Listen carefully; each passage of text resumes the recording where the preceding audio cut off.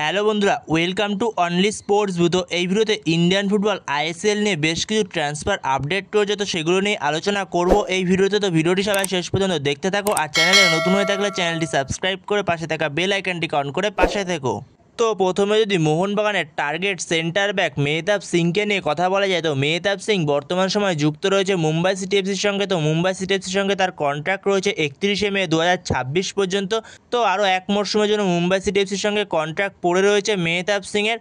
তো যেরকমটা জানিয়েছিলাম মেহতাব সিংয়ের ডিল নিয়ে, তো মেহতাব সিংয়ের ডিলটা এখনও পর্যন্ত ঠিকঠাকই রয়েছে। মোহনবাগানের সঙ্গে ভালো রকমই কথাবার্তা চলছে মেহতাব সিংয়ের, যেখানে মেহতাব সিংয়ের ডিলটা পুরোপুরি ঠিক দিকেই এগোচ্ছে। তো সব কিছুই ঠিকঠাক রয়েছে মেহতাব সিংয়ের ডিলটা, তো ভালো রকমই কথাবার্তা চলছে মেহতাব সিংয়ের সঙ্গে। তো সেখানে মুম্বাই সিটির সঙ্গে যে কন্ট্রাক্ট বাড়াবে, তো সেরকম কোনো অফিসিয়াল সোর্স পাওয়া যায়নি। তো সেখানে দেখা যাক পরবর্তী সময়। তো সব কিছু ঠিকঠাক থাকলে তাকে আমরা মোহনবাগান জার্সিতেই পরের সিজনে দেখতে চলেছি এই মেহতাব সিংকে। তো মেহতাব সিংকে হয়তো খুব শিগগিরই মোহনবাগান হয়তো সাইন করিয়ে নিতে চলেছে। তো সেখানে দেখা যাক পরবর্তী সময়। এবারে আর আপডেট পেলে অবশ্যই তখন শেয়ার করে দেবো।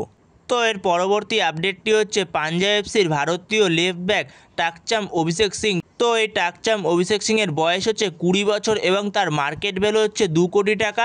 তো এই অভিষেক সিংয়ের সঙ্গে পাঞ্জাব এফসির কন্ট্রাক্ট রয়েছে 31শে মে 2026। তো আরও একটা মরশুমের জন্য কন্ট্রাক্ট পড়ে রয়েছে অভিষেক সিংয়ের সঙ্গে পাঞ্জাব এফসির। তো সেখানে যেরকমটা আপডেট পাওয়া যাচ্ছে, তো এই পাঞ্জাব এফসির লেফট ব্যাক অভিষেক সিংয়ের প্রতি আইএসএলের 3টে ক্লাবের ভালো রকম ইন্টারেস্ট রয়েছে, যেখানে তার মধ্যে 2টো ক্লাব হলো আইএসএলের কলকাতার ক্লাব, যেখানে মোহনবাগান ইস্টবেঙ্গল। তো সেখানে মোহনবাগানে তো ভালো রকম ইন্টারেস্ট রয়েছেই অভিষেক সিংয়ের প্রতি, এছাড়া ইস্টবেঙ্গলেরও ইন্টারেস্ট রয়েছে এই অভিষেক সিংয়ের প্রতি। তো সেখানে দেখা যাক পরবর্তী সময় এই অভিষেক সিংকে কোন দল নেয় পরবর্তী মরশুমের জন্য, নাকি সে পাঞ্জাব এফসিতেই কন্টিনিউ করে। তো পরবর্তী সময় এবারে আপডেট পেলে অবশ্যই তখন শেয়ার করে দেবো। তো এর পরবর্তী আপডেটটি হচ্ছে মোহাম্মদ রাশিদকে নিয়ে। তো ইস্টবেঙ্গলের টার্গেট বিদেশি মোহাম্মদ রাশিদ প্যালেস্টাইনের ডিফেন্সিভ মিডফিল্ডার, যার বয়স হচ্ছে 29 বছর এবং তার মার্কেট ভ্যালু হচ্ছে 3.2 কোটি টাকা। এবং সে ডিফেন্সিভ মিডফিল্ডের পাশাপাশি সেন্টার মিডফিল্ডেও খেলতে পারে। এবং এই মোহাম্মদ রাশিদ বর্তমান সময় খেলছিল ইন্দোনেশিয়ার ফার্স্ট ডিভিশন লিগ পার্সেবায়া টিমের হয়ে। তো এই পার্সেবায়া টিম থেকে তাকে অফিসিয়ালি থ্যাংক ইউ জানিয়ে দিয়েছে। এবং এই মোহাম্মদ রাশিদ সেও তার ইনস্টাগ্রামে অফিসিয়ালি এই পার্সেবায়া টিমকে থ্যাংক ইউ জানিয়ে দিয়েছে। তো এবং এই মোহাম্মদ রাশিদ সে ইস্টবেঙ্গলে সই করে দিয়েছে এবং তার নামটা খুব শিগগিরই অফিসিয়ালিভাবে জানিয়ে দেবে ইস্টবেঙ্গল ম্যানেজমেন্ট থেকে। তো এই ব্যাপার নিয়ে পরবর্তী সময় আপডেট পেয়ে গেলে অবশ্যই তোমাদের সাথে তখন শেয়ার করে দেবো, তার নামটা ঘোষণা হয়ে গেলে।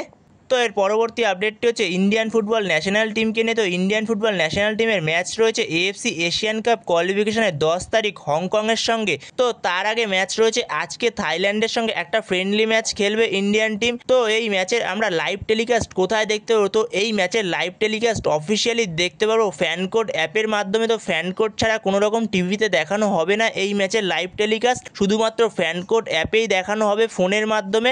তো যাদের ফ্যানকোড অ্যাপ রয়েছে তো তারাই দেখতে পারবে এই ফ্যানকোড অ্যাপের মাধ্যমে এই ম্যাচটি।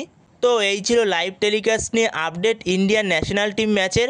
তো বন্ধুরা এই ভিডিওতে এই পর্যন্তই। তো এই ভিডিওতে এই আপডেটগুলো নিয়ে আলোচনা করার ছিল। তো ভিডিওটি ভালো লাগলে অবশ্যই লাইক শেয়ার সাবস্ক্রাইব করতে ভুলো না। তো নেক্সট ভিডিওতে দেখা হচ্ছে, ততক্ষণের জন্য বাই বাই।